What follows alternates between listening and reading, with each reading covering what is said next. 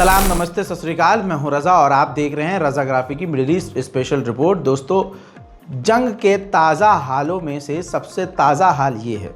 बहुत सारी चीज़ें आपको बता चुका हूं, देर रात को भी आपको अपडेट दे चुका हूं। फ़िलहाल बड़ी खबर यह आ रही है कि हिज़्बुल्लाह नरम पड़ गया है। हिज़्बुल्लाह जिस चीज़ पर अड़ा हुआ था, अब उस चीज़ पर नरम पड़ गया है। हिज़्बुल्लाह लिथानी रिवर से पीछे हटने को तैयार नहीं था। इज़राइल की मांग थी कि लिथानी रिवर से हिज़्बुल्लाह पीछे हटेगा। यहाँ बता दूं कि यूएन के रेजोल्यूशन में भी यही कानून है कि हिज़्बुल्लाह लिथानी रिवर से पीछे होगा। अब हिज़्बुल्लाह अपनी ताकत के दम पर लिथानी रिवर के आगे लेबनान के बॉर्डर पर तैनात था, यानी इज़राइल के बॉर्डर के बिल्कुल करीब था। अब ये हो गया है खबर क्लियर कन्फर्म कि इज़राइल से डील करने के लिए हिज़्बुल्लाह भी नरम पड़ गया है और हिज़्बुल्लाह के समर्थकों ने जानकारी दी है कि हिज़्बुल्लाह लिथानी रिवर से पीछे हटने को तैयार है। बस वो चाहता है कि जल्द से जल्द सीज़ फायर हो। अब वो सीज़ फायर क्यों चाहता है? वो कमज़ोर नहीं पड़ा है, हिज़्बुल्लाह कमज़ोर नहीं। हिज़्बुल्लाह चाहता है कि जो सिविलियंस को इज़राइल मार रहा है ये चीज़ बंद हो जाए। उधर इज़राइल ने कन्फर्म किया है कि हमने इज़राइल की आईडीएफ ने लेबनान के हिज़्बुल्लाह के 70% ड्रोन्स ख़त्म कर दिए हैं। कल बताया था आईडीएफ ने कि हमने हिज़्बुल्लाह के 80% मिसाइलों को ख़त्म कर दिया है। इज़राइल भी पूरी तरह से सबसे पहले खुद राज़ी हुआ कि हाँ, वो लेबनान में सीज़ फायर करेगा, क्योंकि लेबनान में इज़राइल की सेना को बड़ा नुकसान हुआ। उधर नेतन्याहू ने मौके का फ़ायदा उठाया और अमेरिका को अपनी शर्तें दी कि हम अपनी शर्तों पर सीज़ फायर करेंगे, जिसमें ख़तरनाक शर्तों में एक ख़तरनाक शर्त ये है कि अगर इज़राइल को ख़तरा भविष्य में नज़र आएगा तो बिना वेरिफिकेशन, बिना सबूत के जब उसका मन करेगा वो लेबनान में कहीं भी घुसकर, चाहे ज़मीनी ऑपरेशन हो चाहे हवाई हमले हो, वो कर सकेगा। अमेरिका को इस चीज़ के लिए राज़ी कर लिया है नेतन्याहू ने। किस चीज़ के लिए? इस शर्त के लिए। और अमेरिका राज़ी हो गया, ठीक है भाई, तुम सीज़ फायर करो, भविष्य में तुम्हें जब लेबनान पर हमला करना हो भाई कर देना। तो दोस्तों, नेतन्याहू की शर्तों पर लेबनान में हो रही है जंगबंदी। वहीं मेरे दोस्तों, अमेरिका की एक डेलीगेशन इज़राइल आई थी और इज़राइल के अधिकारियों से मुलाकात अमेरिकी अधिकारियों ने की और उसके बाद ये कन्फर्म इज़राइल ने बोला फिर से कि ये कोई लिखित में नहीं होगा, कोई भी एग्रीमेंट इस तरह का लिखित में नहीं होगा। हमें जब हमला करना होगा हम अपनी मर्ज़ी से लेबनान पर हमला करेंगे। जिसके बाद अमेरिका की डेलीगेशन ऑब्वियसली वो तो राज़ी ही होंगे, वो राज़ी हो गए। उधर मेरे दोस्तों, लेबनान का साउथ का इलाका है जिसमें अल-हौश नाम की एक जगह है, 2-3 जगह और हैं जहां इज़राइल ने ख़तरनाक बमबारी करके खौफनाक तबाही मचाई है। देखिए। या अबे मदल शे يا أبي من ضربت يا الله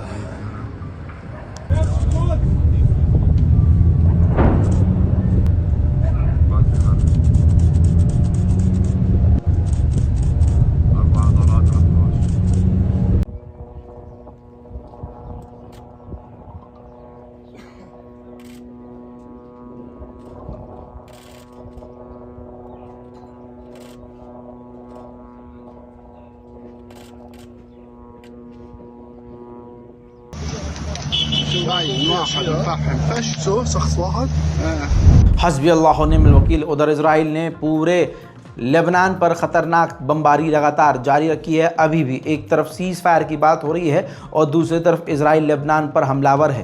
ताज़ा तरीन हमलों में लेबनान का हाल ये हो गया है।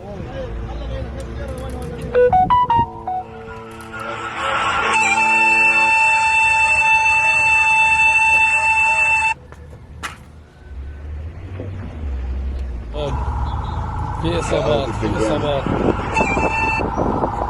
المحمية مليانة عالم।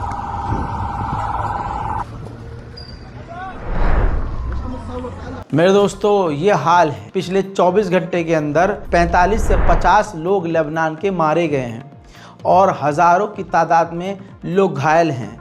मौत का आंकड़ा 3000 पार होने वाला है और इज़राइल पूरी ताकत से फिर भी लेबनान में हमलावर है।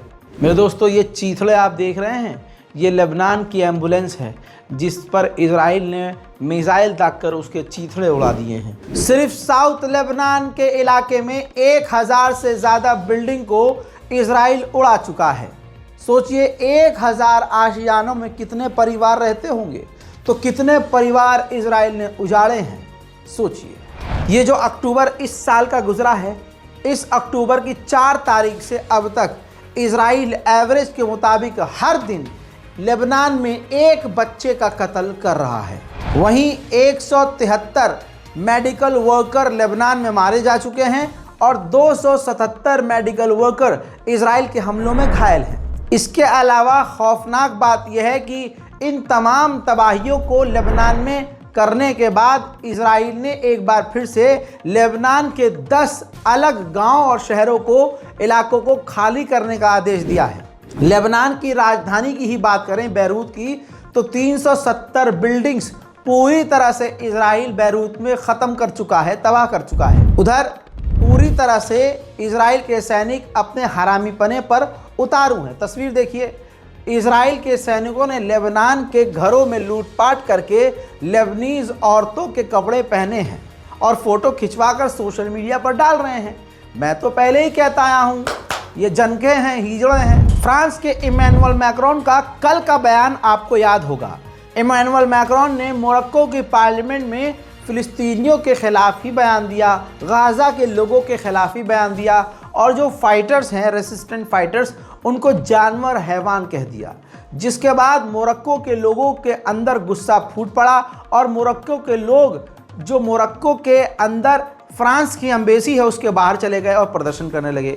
जिसके बाद मोरक्को की पुलिस ने उन मोरक्कन लोगों को, जो प्रदर्शनकारी हैं, उनको गिरफ्तार किया, उनको रोक लिया।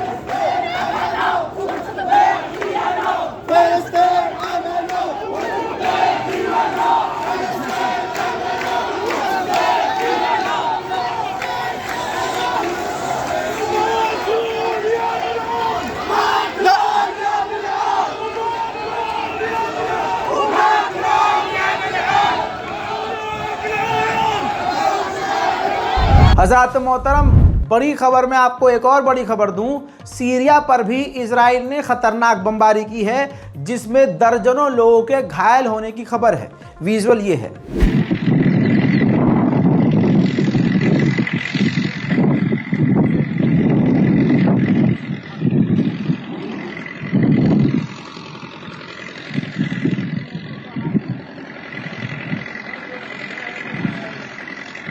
हज़रात मोहतरम, ब्रेकिंग न्यूज़ में ख़बर यह है कि यमन के ऊपर भी अमेरिका इजराइल ने बड़े हमले किए हैं। मेरे दोस्तों, यमन के हूथीज़ के लीडर ने कहा है कि इजराइल जो भी क्राइम कर रहा है उसका क्राइम पार्टनर सिर्फ अमेरिका है। अमेरिका की ताकत के दम पर इजराइल नरसंहार कर रहा है। उधर हमास ने cease fire, temporary cease fire के लिए मना कर दिया है। हमास के प्रवक्ता ने कहा है कि ये जो कुछ दिनों के लिए जंग रोकने की डील है, हम इस पर राज़ी नहीं होंगे, क्योंकि कुछ दिन बाद दोबारा से हमला इसी तरह का इजराइल कर देगा तो हालात तो फिर वही हो जाएंगे। तो हम परमानेंट सीज फायर चाहते हैं, टेम्परेरी नहीं।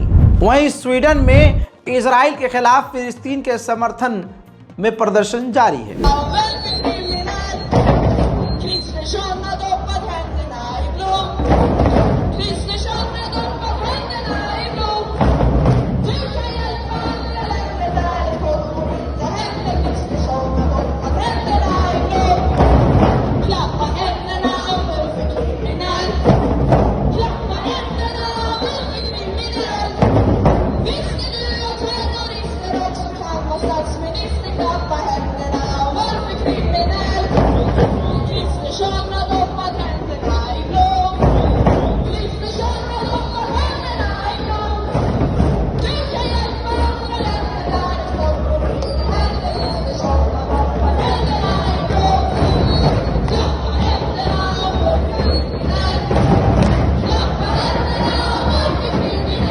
उधर लैक्समबर्ग में भी जोरदार प्रदर्शन फिलिस्तीन के समर्थन में।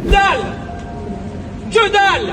À chaque instant, l'extrême droite européenne nous rappelle, dès qu'ils arrivent un peu trop proches du pouvoir, qu'une fois qu'ils auront bien opprimé les Arabes, ils se retourneront contre nous.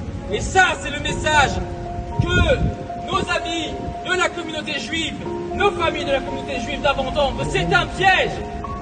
L'alliance doit être ici, entre nous, contre la suprématie blanche, et pas avec la suprématie blanche, contre le peuple palestinien. Chaque peuple a droit à l'investissement. अल्लाह अकबर। उधर फिलिस्तीन के West Bank के इलाके में Israel के सैनिकों ने red करी है। इस रेड के दौरान सैकड़ों को गिरफ्तार किया और 2 से 3 फिलिस्तीनियों को गोली मारकर कत्ल कर दिया है। इसके अलावा दर्जनों फिलिस्तीनियों को इजराइल के सैनिक फिलिस्तीन के इलाकों से किडनैप करके ले गए हैं। तस्वीरें आपके सामने। أي الشباب المعتقلين كله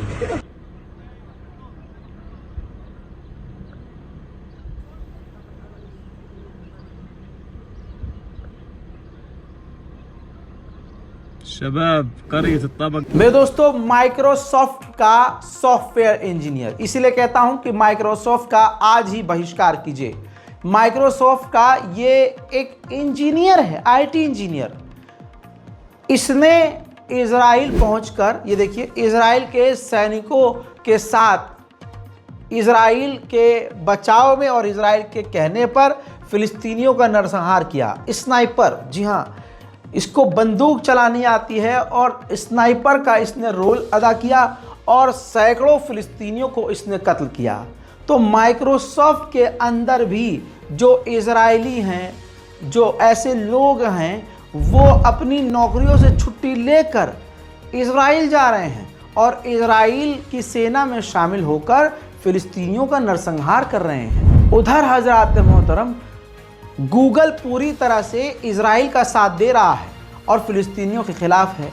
जैसे एक महिला ने, ये कौन महिला है नहीं पता, लेकिन गूगल इमेज पर इसकी फ़ोटो मौजूद है। इसने अपने ऑफिस में इजराइल का झंडा लगाया, जिसके बाद गूगल ऑफिशियल ने वेरीफाइड अकाउंट से उसको मुबारकबाद पेश की। हैप्पी सेकंड गूगल एनिवर्सरी याफित, यानी एक यहूदी महिला ने अपने इजराइल का झंडा लहराया तो गूगल इतना खुश हुआ कि उसको मुबारकबाद दे रहा है। हजरात, इसी तरह से गज्जा के ऊपर बमबारी में एक और फोटोग्राफर जर्नलिस्ट मारे गए हैं और इजराइल ऐसा काम रोज़ कर रहा है। आप तो सुन सुन के थक चुके, मैं बता बता के थक चुका, लेकिन इजराइल नरसंहार करते करते नहीं थका। सोशल मीडिया पर फिलिस्तीन के समर्थन में हम कुछ लिखते हैं तो हमारे अकाउंट को डिलीट कर दिया जाता है। लेकिन ये तस्वीर देखिए, मैं आपको ये स्क्रीन रिकॉर्डिंग दिखा रहा हूँ। एक यहूदी ने स्टोरी लगाई, उस स्टोरी में फिलिस्तीनियों के गाजियंस के मकान को तोड़ते हुए दिखाया जा रहा है। उसने स्टोरी के ऊपर लिखा कि मेक श्योर, ये पूरी कोशिश होनी चाहिए कि ये जो फिलिस्तीनी हैं इनको ऐसे बर्बाद किया जाए कि ये कभी वापस ना आ सकें। और इंस्टाग्राम पर ये स्टोरी अभी भी मौजूद है। सोशल मीडिया ऐसे पोस्ट को प्रमोट कर रहा है। वहीं आप इसका विरोध करेंगे तो आपके चैनल को, आपकी इंस्टाग्राम आईडी को, आपके उस पोस्ट को ब्लॉक कर दिया जाएगा। वहीं इजराइल के सैनिक गज्जा के अंदर एक और मस्जिद को शहीद करके हंस रहे हैं और खुशियां मना रहे हैं।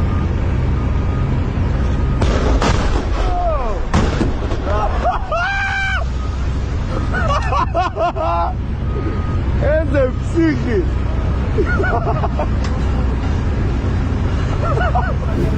उधर एक महीने में, सिर्फ एक महीने में 80 बार इजराइल के सेटलर्स ने फिलिस्तीनियों के ऑलिव के पेड़ों पर हमले किए हैं। इजराइल ने अपनी हैवानियत और अपने क्रिमिनल नेचर के चलते हुए वेस्ट बैंक के नूर शम्स के इलाके में जो UNRWA का दफ्तर था उस पर बम लगाकर उसको उड़ा दिया और बुलडोजर से तबाह कर दिया। इजिप्ट के राष्ट्रपति ने CIA के डायरेक्टर से मुलाकात की है और सीज फायर के लिए अप्रोच किया है। उधर इजराइल ने एक नई फौज बटालियन बनाई है जिसका काम है जॉर्डन और इजराइल के बॉर्डर पर नजर रखना, यानी जॉर्डन पर इजराइल को यकीन नहीं। गाजा के अंदर इन 390 दिनों के अंदर 300 दुकानों को इजराइल ने तबाह कर दिया है और 53,163 लोग अभी भी गायब हैं या मारे गए हैं। अमेरिका ने कई सारे यहूदी सेटलर्स के ऊपर फिलिस्तीनियों पर हमले को लेकर पाबंदी लगाई है। तो उन सेटलर्स को उम्मीद है कि अगर डोनाल्ड ट्रंप जीत गया तो अमेरिका की बाइडेन सरकार ने जो हम पर पाबंदी लगाई है वो पाबंदी हटा दी जाएगी। मेरे दोस्तों, ये तेल अवीव में पोस्टर लगे हैं, ध्यान से देख लीजिए। इजराइल की राजधानी तेल अवीव में पोस्टर्स की इजराइल वोट करेगा ट्रंप को। जी हाँ, जो इजराइल के लोग और इजराइल हैं वो पूरी तरह से डोनाल्ड ट्रंप के साथ हैं। ये हाल है, ताज़ा तरीन हाल मैंने आपको बताया है। मेरी कोशिश ये होती है कि एक ही वीडियो के अंदर आपको ज़्यादा से ज़्यादा, यहाँ तक कि मैं अगर शूट भी कर रहा होता हूँ उसी वक्त कोई बड़ी खबर मिलती है तो मैं अगले वीडियो के लिए इंतज़ार नहीं करता हूँ कि ये मैं अगली वीडियो में बता दूँगा ताकि हमारे वीडियो की क्वांटिटी बढ़ जाए। नहीं, 16-16, 17-17 मिनट तक के लगातार जो आपको मैं अपडेट देता हूँ उसमें प्योर खबरें होती हैं और बैक टू बैक तमाम खबरें जितनी आती रहती हैं मैं आपको बताता रहता हूँ। इसलिए ख़बर की हमारी वीडियोस की ड्यूरेशन से मत घबराया करिए। हम कभी दूसरों, मतलब बहुत सारे ऐसे यूट्यूब चैनल हैं जो हमारे ही सोर्सेस का इस्तेमाल करते हैं, जो प्रूफ हम निकालते हैं उन्हीं प्रूफ को कॉपी करके आपके सामने जितनी देर, मतलब अगर ये 16 मिनट का वीडियो है तो वो इस 16 मिनट को 2 टुकड़ों में डालते हैं। 8 मिनट का एक वीडियो बनाएंगे, फिर 8 मिनट का एक वीडियो बनाएंगे और आपको लगा अरे यार ये चैनल तो बड़ा तगड़ा अपडेट दे रहा है, बार बार अपडेट दे रहा है। समझिए मेरी जान, समझिए। आज से 4 साल पहले भी मैं 3-3 मिनट का वीडियो बनाता था। 2 खबर ली, 3 मिनट ख़त्म, 2 खबर ली, फिर 3 मिनट में खबर ख़त्म, फिर 3 मिनट की वीडियो बनाई, उस 3 मिनट में मैंने 3 खबर बताई। तो उस वक्त भी आपको लगता था यार ये रज़ाग्राफ़ी बड़ी जल्दी जल्दी अपडेट दे रहा है। फिर जब मैंने सोचा कि नहीं, अब सिर्फ खबर पहले नहीं, खबर ज़्यादा भी देनी चाहिए कि एक बंदा एक बार क्लिक करे तो 15-16 मिनट में उसको तमाम जानकारी मिल जाए। तो उस रूल को हम फॉलो कर रहे हैं और उम्मीद करता हूं कि आपको हमारा ये तरीका काम का पसंद आएगा, क्योंकि इससे आपका समय बचेगा। इस रिपोर्ट को शेयर कीजिए, हमारे चैनल रज़ाग्राफ़ी अनस्क्रिप्टेड को सब्सक्राइब कीजिए। मैं हूं रज़ा और आप देख रहे थे रज़ाग्राफ़ी अनस्क्रिप्टेड। जय हिंद।